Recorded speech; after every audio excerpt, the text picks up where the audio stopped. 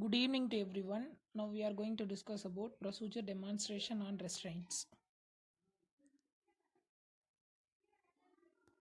Introduction. All infants and children have a physiological and psychological needs to new mobile. Prolonged immobility of the children may result in physiological and psychological loss of muscular strength and flexibility. It also affects the physiological functioning of the body, such as influencing the respiratory volume and peripheral circulation.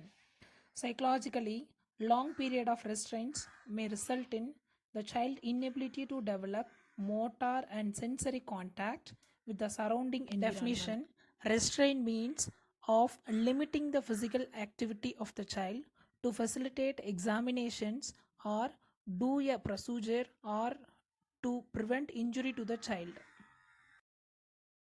Purposes of restraint: to maintain the safety of the child, to facilitate physical examination and diagnostic procedures, to allow healing of a part due to immobilization, to complete the diagnostic and therapeutic procedures, to protect the child from injury, to maintain the child in prescribed position. So this is the purposes of restraints, which is commonly used for the children in the children's.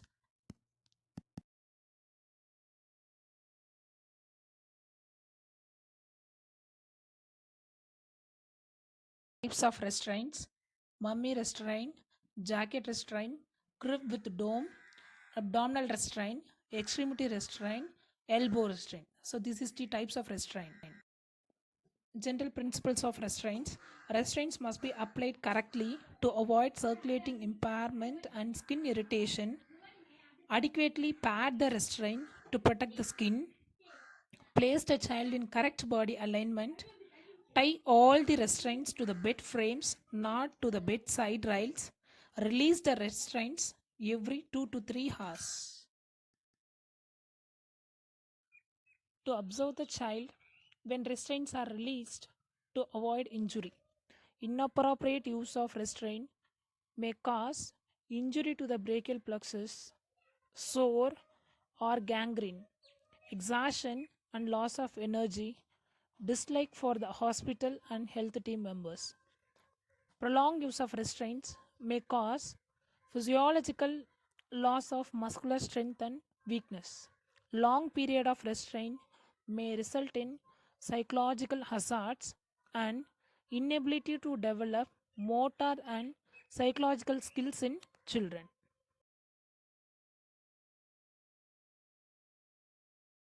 Articles needed: baby blanket, it helps to place the baby; bandages, it helps to tie; restraint with pocket, it helps to keep the plastic or wooden things; scissor to cut the bandage; jacket for jacket restraint; adhesive tape to fix the bandages. Jacket restraint procedure: it can be used to help the children in main flat in bed in a supine position to prevent the child falling from height.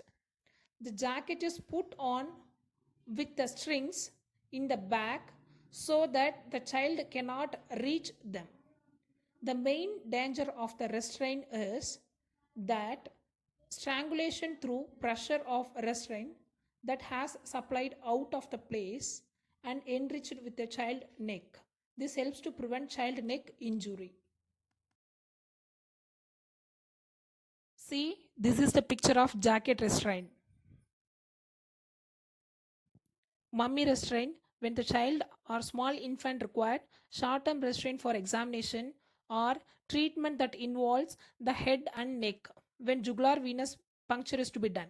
When scalp vein needle is to be inserted and during gastric gavage and lavage is done. This picture shows the steps which involves in mummifying the baby.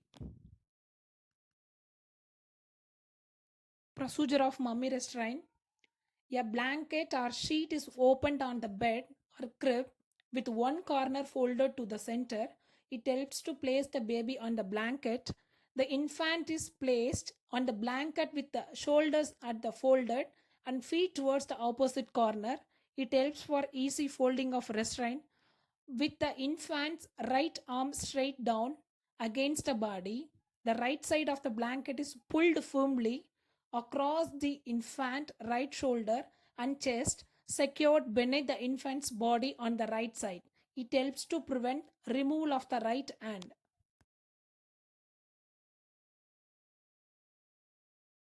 Modified mummy restraint. To modify the mummy restraint for chest examination, the folded edge of the blanket is brought over the body and each arm and under the back, after which the loose edge is folded over and secured at a point below the chest to allow the visualization and access the chest. Elbow restraint. Purpose. This is used to hold the elbow restraint in an extended position so that the infant cannot reach the face. It is used in the head and facial surgeries, cleft palate repair, skin disorder, scalp pain needle in place. Procedure of elbow restraint. Pad the arm with gown or cotton and wrap restraint around the arm. It helps to prevent injury at elbow area. Pin it securely. It helps to prevent removal of the restraint. Do not rub the child axilla. It may helps to prevent shaking of the restraint. Extremity restraint.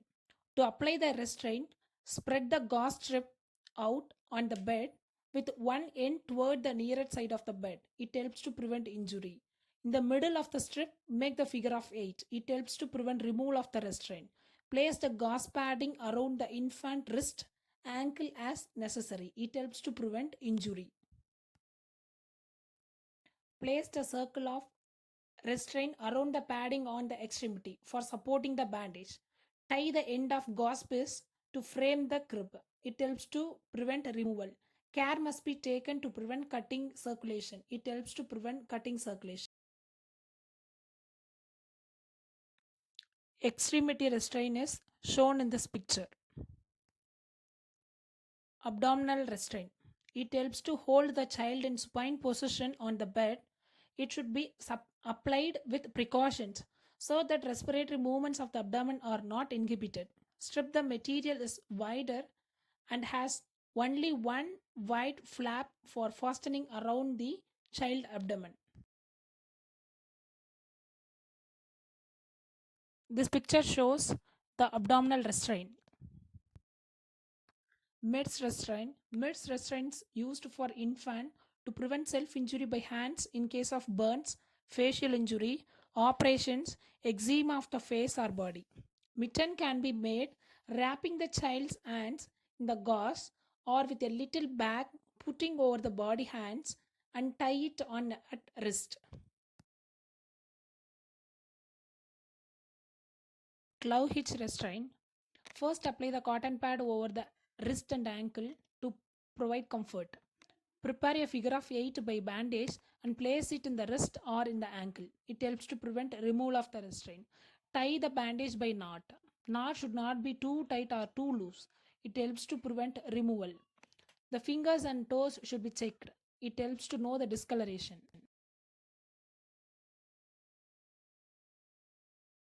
Finger restraint. It can be completed by making a mitten.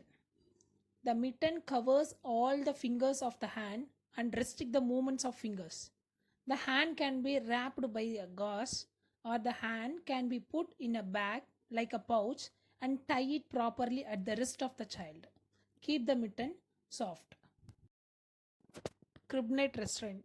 In this net, when side rails are up, the child can stand out, cannot climb over the side rails of the cot. Inside the crib net, the child is totally free to move, no movement is restricted. It is mainly prevent the child to climb and fall from the side rails of the cot.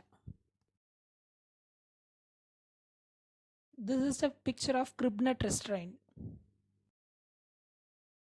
Complications of restraint.